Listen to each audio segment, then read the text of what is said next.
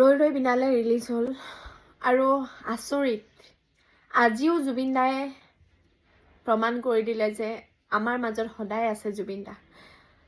আজি ৰাতিপুৱাৰ বৰষুণ যাকে প্ৰমাণ কৰিছে, কাৰণ জুবিন দায়ো ভাল পাইছিলে বৰষুণ। জুবিন দা ছিংগাপুৰৰ পৰা যোনদিনা গুৱাহাটী পাইছিলে সেইদিনাও এজাক বৰষুণ লৈ আহিছিলে। আৰু আজি ৰৈ ৰৈ বিনালে জুবিন দা আপোন চিনেমাখন, হেঁপাহৰ চিনেমাখন যেতিয়া ৰিলিজ কৰিছে, আজিও সেই যাক বৰষুণ জুবিন দাই দিছে। আৰু এটা কথা মনত পৰিছে, জুবিন দা আমাৰ লখিমপুৰলৈ যেতিয়া প্ৰগ্ৰেম কৰিবলৈ যায় তেতিয়াই বৰষুণ দিয়ে। আৰু জুবিন দাই নিজে কৈছিলে কথা, মই যে লখিমপুৰলৈ আহিলে বৰষুণ দিয়ে কিয়? জুবিন দাই বৰষুণ ভাল পায় আৰু জুবিন দাকো ভাল পায় প্ৰকৃতিয়ে। জুবিন দা প্ৰকৃতি মানুহ আছিল, ভগৱান আছিল, সেইটো নতুনকৈ কোৱাৰ প্ৰয়োজন নাই।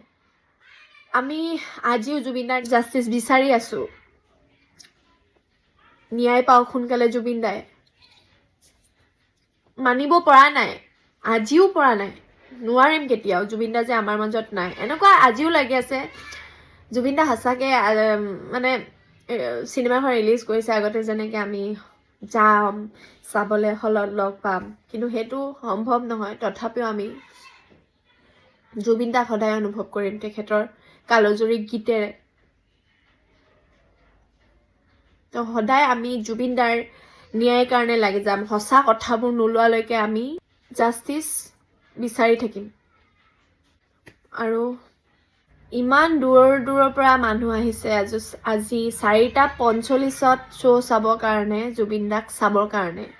আমাৰ ঢকুৱাখানৰ পৰা আহিছে লখিমপুৰলৈকে চিনেমা চাবলৈ, ৰাতিপুৱা ফাৰ্ষ্ট শ্ব'টো 4:45। ভাবি চাওক কিমান ভাল পাওঁ আমি জুবিন দাক।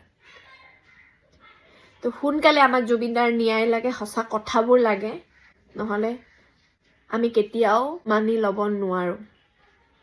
জয় জুবিন দা।